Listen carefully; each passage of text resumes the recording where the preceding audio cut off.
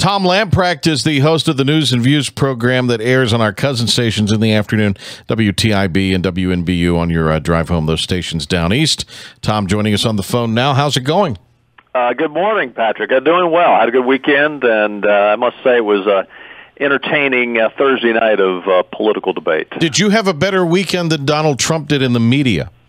Well, I don't know if Donald had a bad weekend. I mean, I think he does what he likes to do, and that's promote himself. Yeah, he's so narcissistic. He doesn't really care if he looks bad as long as a lot of people are looking at him. Well, and of course, this poll, this NBC poll, came out, and it still shows him on top. I think he gained a point or two. This, of course, he did. This has less to do with, or I don't think factors in the weekend coverage.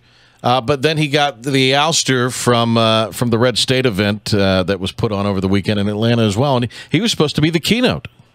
Yeah, I'm not sure if they needed to necessarily kick Donald off the stage. I'm not sure if there's more to it than what Donald said to Megyn Kelly on that CNN interview, where he said she had blood coming out of her eyes and blood coming out of wherever, which I assume is him trying to tweak her that perhaps it was a bad time of the month for her during the debate, and that's why she wasn't as kind to But he denies that. Donald. He denies that he meant that, because he's said that now. Whatever. Walking it back a little bit.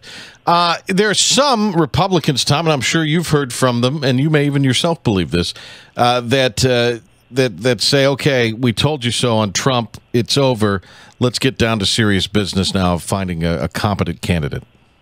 I would say this. I think that Donald Trump, even though he increased by 1 percentage point in this NBC poll from a month ago, but other polls had him up to 23%. This new NBC poll said his popularity was at 20% amongst all the Republicans, and 23%.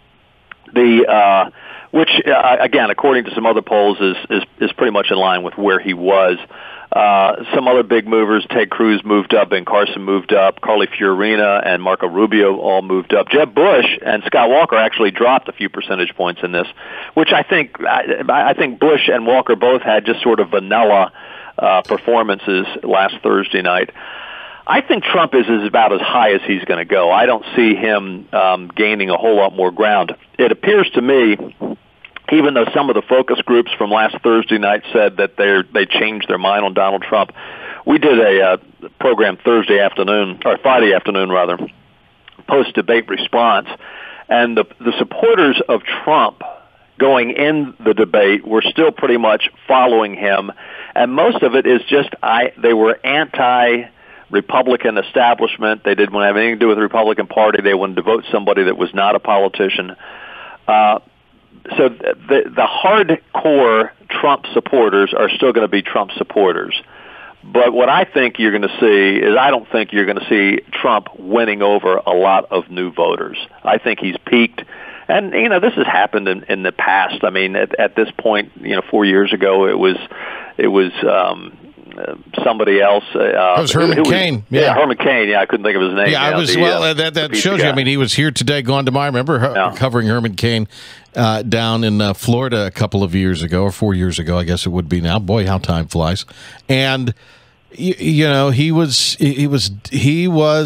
the big throng of media following him, and not only the locals down on the ground in Florida when he came through town, but also the National was hot on his trails at that point. And it was just a few short weeks later, Herman Who, and he became a radio star. So there you go.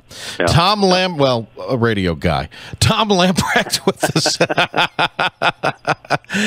Tom, always great to talk to you, and enjoy your insight. We'll catch up with you again really soon. Sounds great, Patrick. Have a great day. Our pal Tom Lamprecht with us here.